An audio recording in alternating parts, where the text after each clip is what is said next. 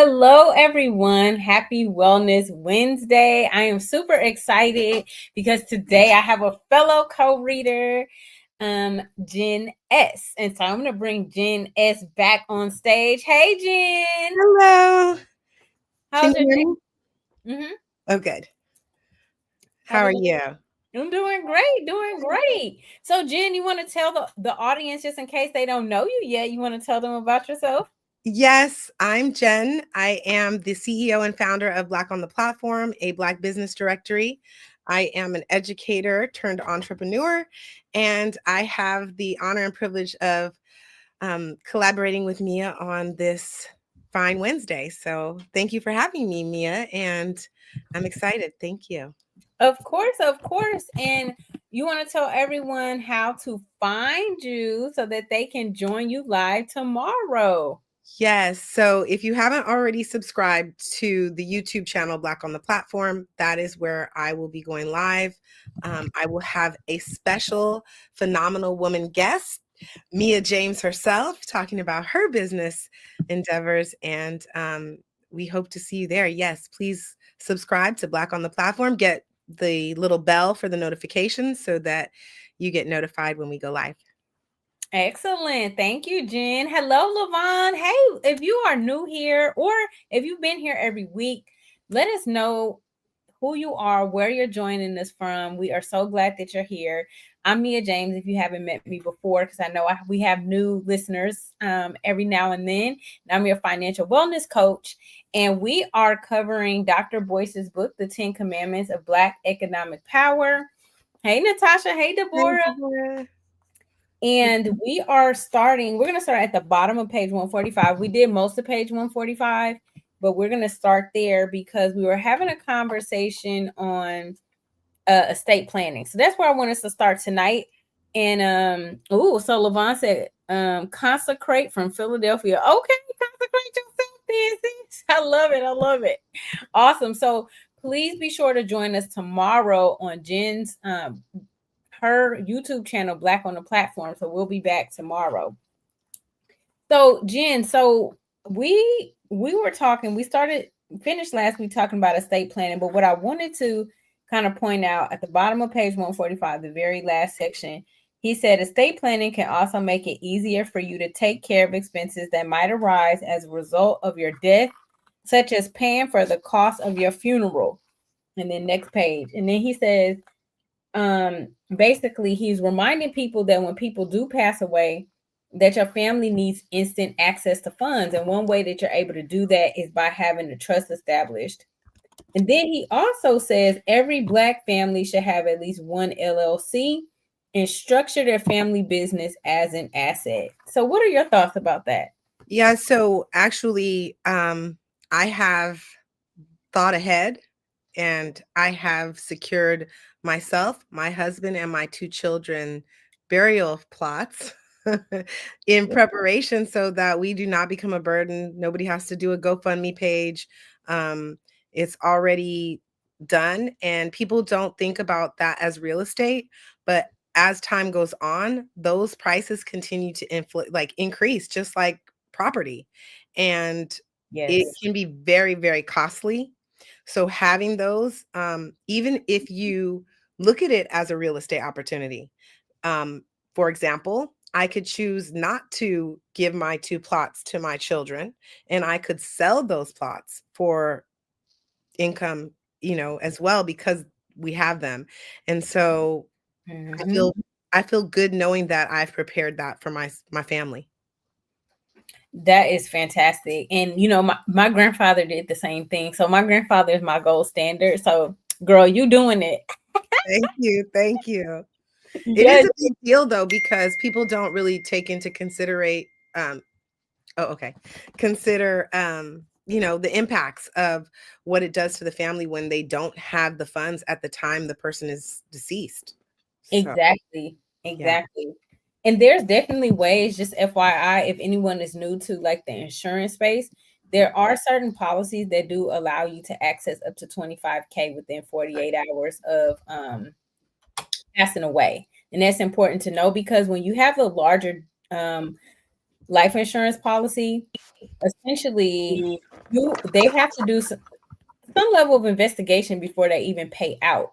So you're not going to get, if even if you have $1 million policy, your family will not have access to that $1 million within 48 hours. And funeral homes want that money, y'all. So, you know, really, going back to this point about the LLC and why it's great to have one, if it makes sense, of course. He talks about, this is on page 146, the third section, where he says having an LLC. He says having an LLC allows you to get the same tax write-offs as wealthy people. Listen, I got the best tax refund ever of my life.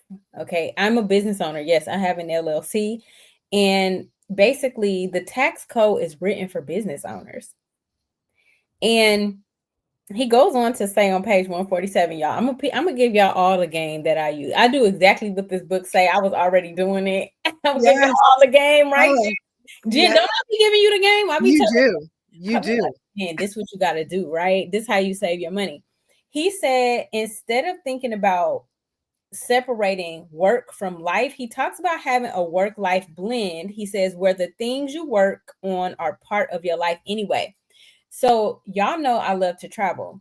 So I'm going to London, to Croatia, to Thailand. Those are, guess what, tax write-off for me because they are all related in some way to my business. Oh, and the Dominican Republic. And so, Jen, what do you think about that work-life blend? I struggle with that, Mia. I really struggle with that. I tend to do too many things. I really overcommit. And I think it's really important when we talk about our health is our wealth, that work life blend is what's going to give us the longevity in life to be here for our children and our children's children and our nieces and our nephews and all our loved ones.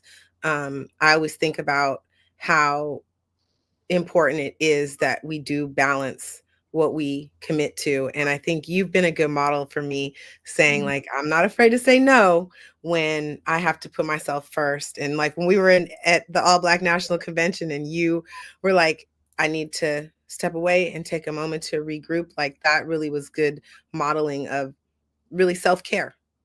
Yeah. I think you do a great job of that. Thank you. And I had to learn, Jen. I tell people I'm a recovering overcommitter. And soon I'm going to release a video called I Quit. I'm a quitter. And yeah, because let me tell you, oh, thanks, Oh, Deborah. thank I was going to interrupt and say the same thing, Deborah, not about myself, but about Mia with her fresh hairdo. I love it. And the earrings. She just looks fabulous. And thank you. I tried to dress it up too. Thank you. Well, last time, Jen, when you came on, you were so fly. I said, well, I can't come looking any kind of way with Jen. I got to come right. So I get myself Aw, together you're so cute. You're so cute. I Yes. just came right out of a Black Women Educators Network meeting. And that's what I was saying about committing. Like I'm moving in from one space to another so quickly that you have to take time to decompress and say, Mhm. okay, let me check in with myself. But yeah, it's back to back stuff all the time. But thank you, Deborah. We appreciate Yeah. you. Yeah, I'm definitely this work-life blend, this is like my philosophy in life because I love to travel. I also love I'm an educator at heart, right? I love educating about finances and wealth building. And I was just like, I had a friend ask me, she was like, don't you get tired of working from home? I was like, no, this is the life I created for myself. So I figured, okay, well, I like to educate. I like to travel. Like, why can't I just educate overseas? Or why can't I go to professional development overseas? Okay. Right. You And I can. and I will continue to do that. So That's that's what I want for us as women, especially in men too, create the life that you truly want. Write it on paper until it actually becomes a reality. Because on my vision board, I want to say in 2021, it said non-geographically bound. I am non-geographically bound. I I put love that. there. I love that for you. I'm geographically bound. I love Los Angeles. I never want to leave. Like people are like, so why don't you travel? Why don't you? I'm like, I love I love Deborah. Deborah's like, no, duh. I love being in LA and I love Los Angeles. I know you being out here, you know how it is to compare it with other places, but I'm trying to push myself outside of my comfort zone and not just stay within these sunny, beautiful the beautiful area of that is California. But yeah, I think that it is a beautiful thing. Somebody told me today how important it is to expand your horizons and that through travel you can really see how people live in a different pace. They're not go go go like we are in LA. They're not like they appreciate taking a break and not working so much, you know. And so traveling does give you an opportunity to see other cultures and other perspectives. So that is the beautiful thing about that. Yeah, I definitely agree. And I invite everyone here, if you do have a business, what does that work life blend look like for you, especially as women? Like, how do we operate from flow and creating that space? And that's important for us to have that space to decompress and process what we just experienced, right? And so I'm very big on also creating space. And exactly, Deborah, it is hard when your comfort zone is paradise. It's like, why would you want to leave? Right? What can I say, Deborah? And it is. It is. It's so beautiful. I was taking pictures of the sky today with the clouds. It's just gorgeous out. And so, you know, people come here for the weather and for the beautiful beautiful city, beautiful people. It's lovely out here. I was gonna say something. You just said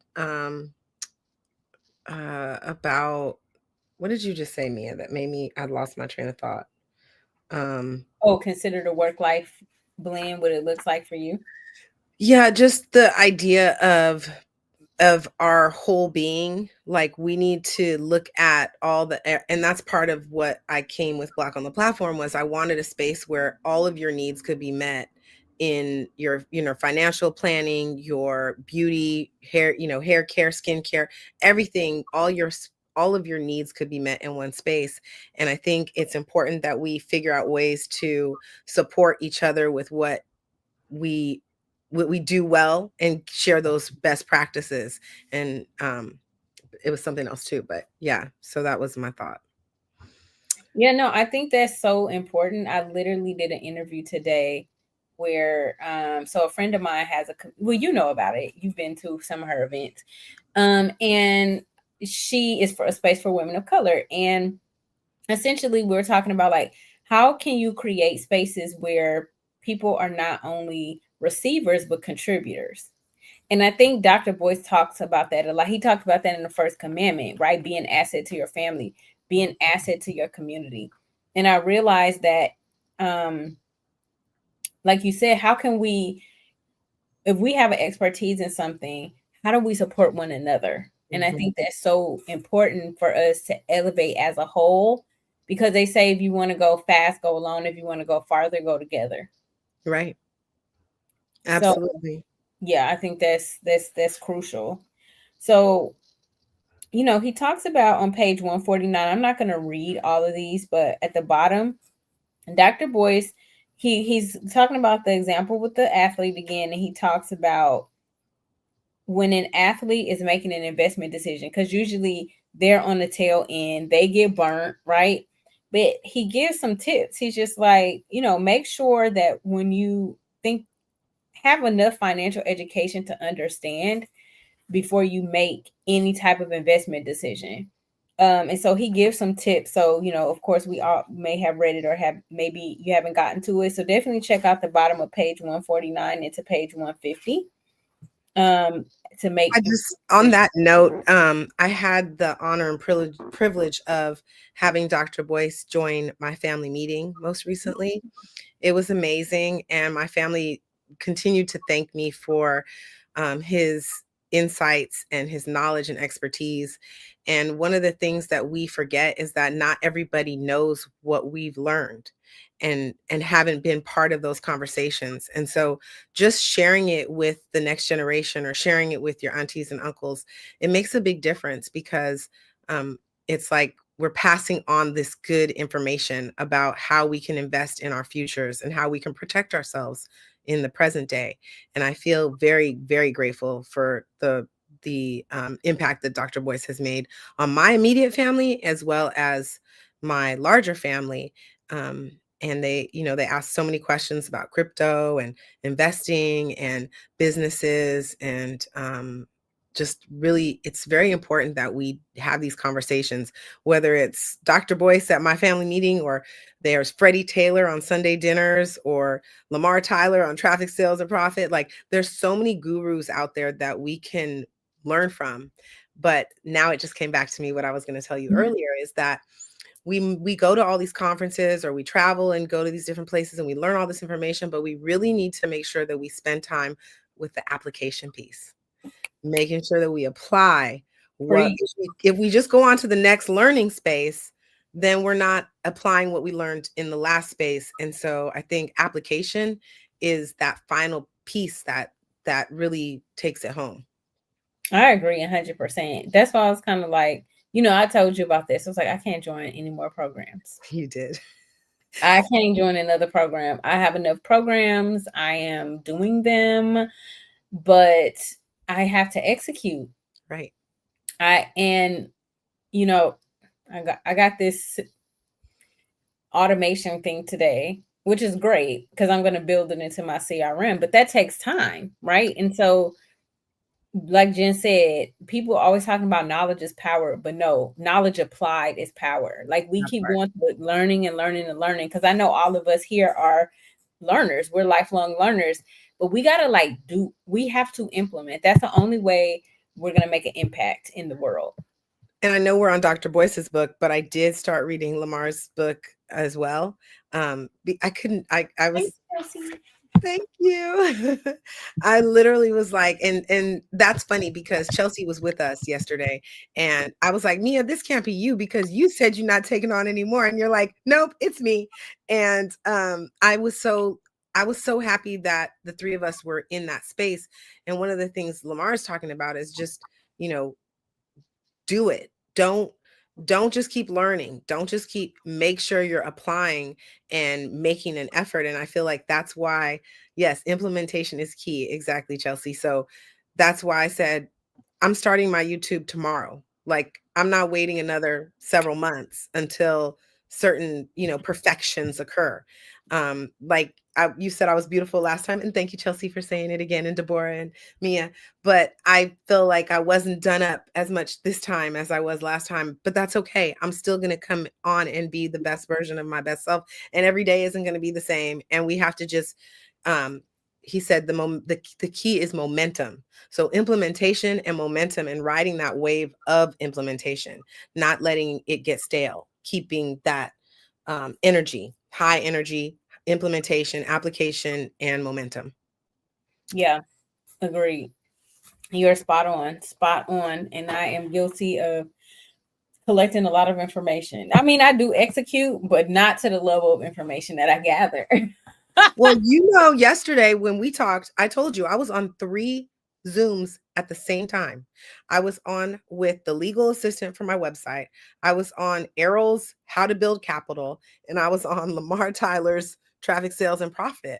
On 3, that's too, come on. Like, this is what I'm saying about not learning how not to spread myself so thin. But I was like, I didn't want to miss any bit of gems and knowledge that they were imparting, and all 3 were excellent. So yeah, I made it work.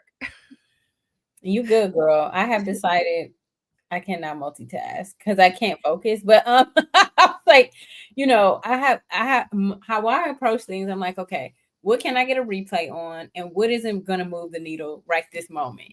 And that's kind of how I approach certain things. So I get it. We all approach everything differently, and that's the beauty of our community. It's like, what works for you, and then how can we collectively move forward together?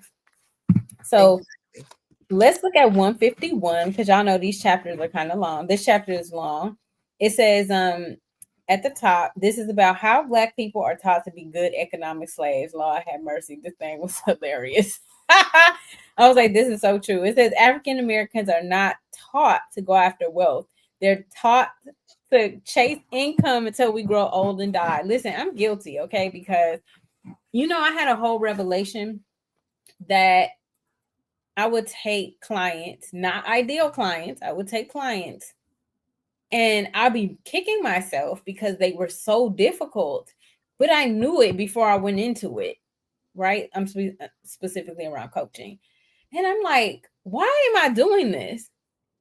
And the minute that I let go of just taking a client just for income, things got so much better. It's like all money ain't good money. No.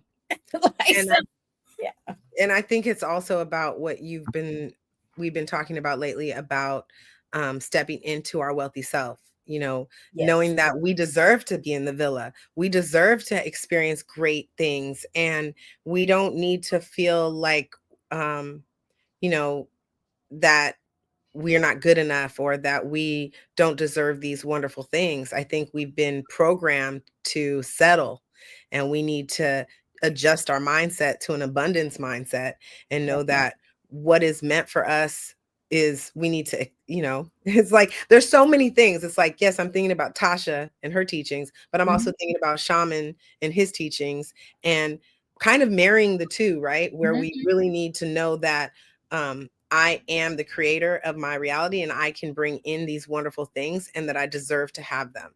That's And right. it's a hard reprogramming, but it's your blessings are set for you, but are you willing to work towards them is the question. That part.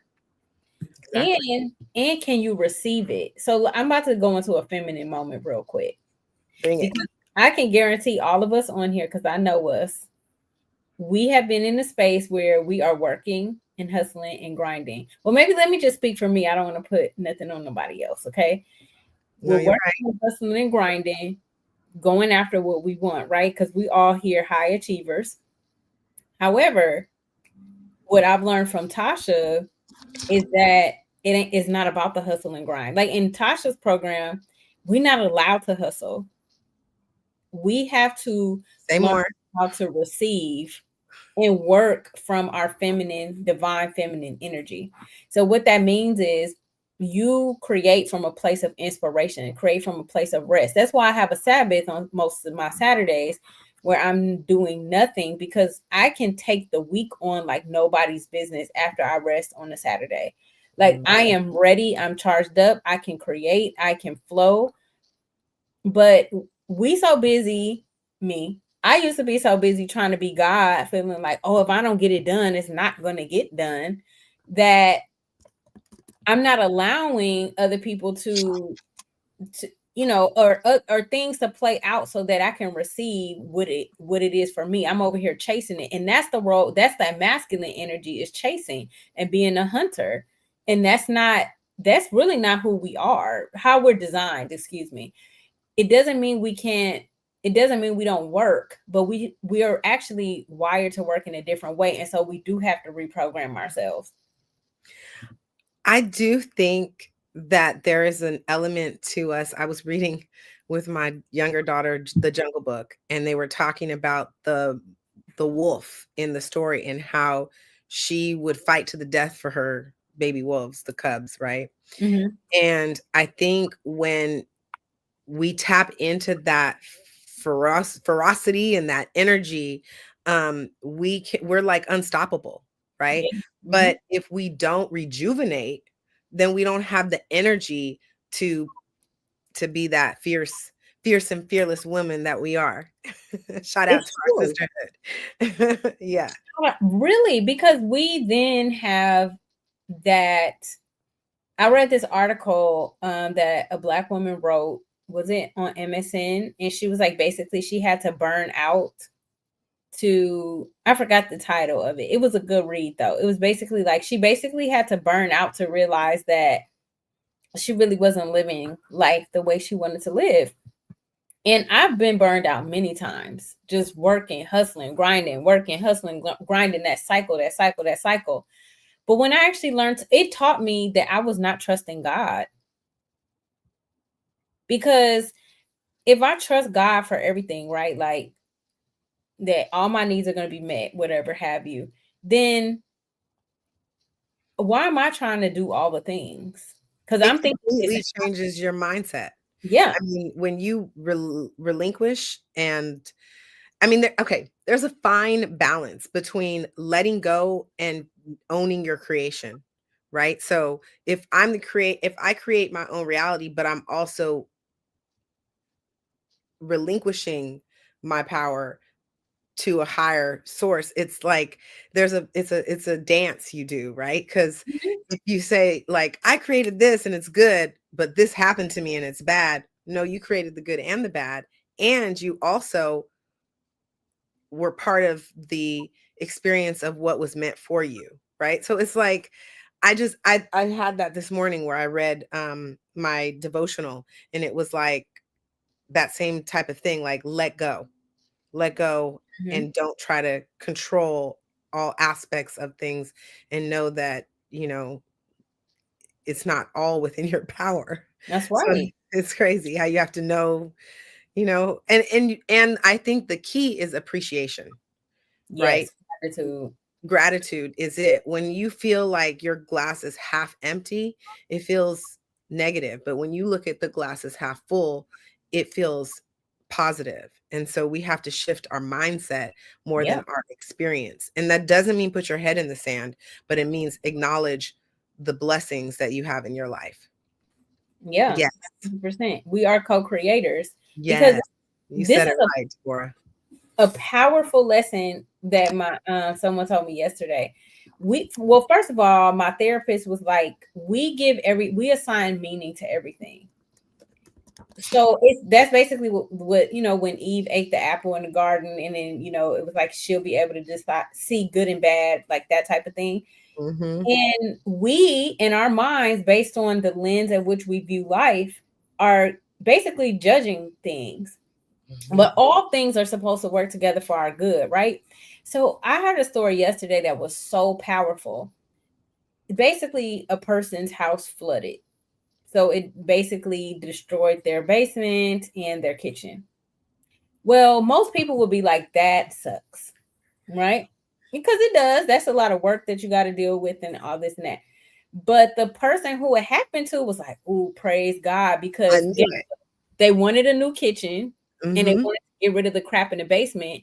They did not have to do the work because the insurance company took care of removing everything because of the mold and stuff, and they end up getting what they want.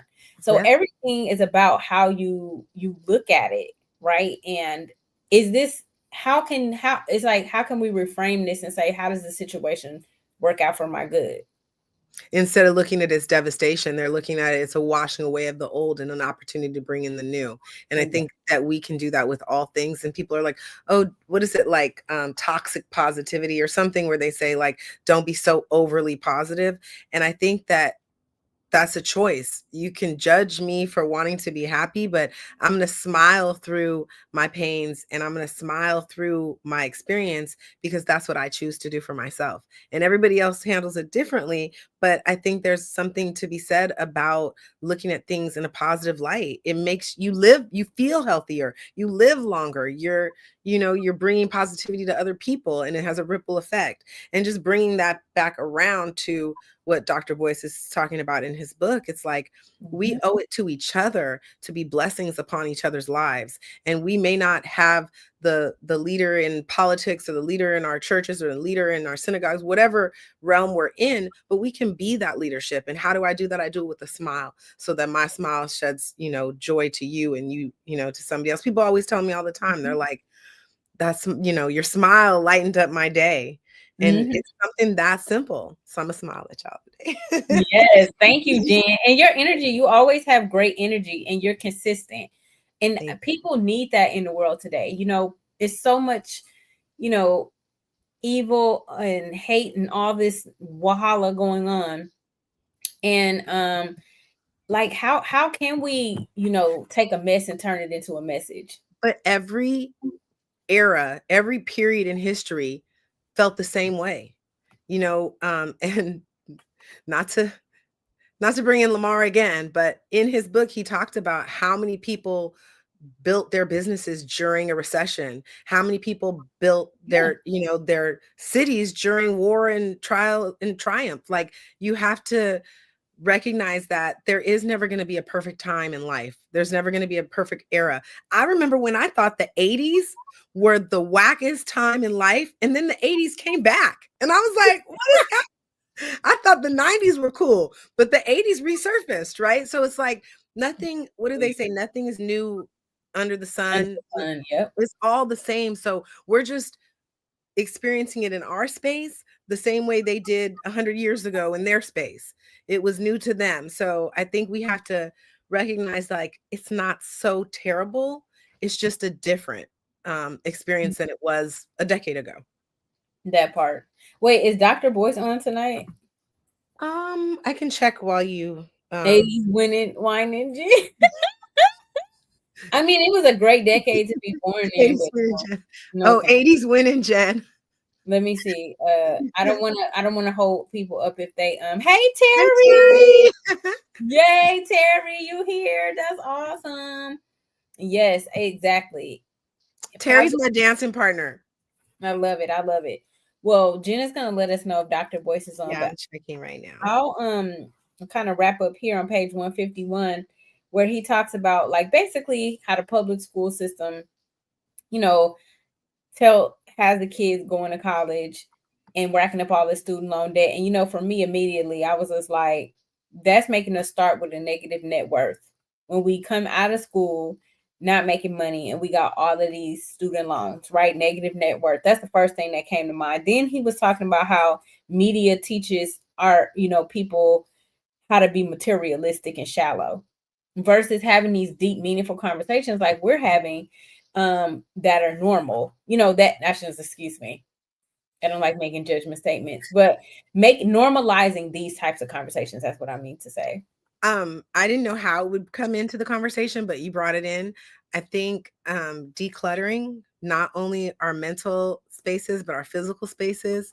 I used to keep a lot of material objects, and I think it's important for us not to be caught up in brands.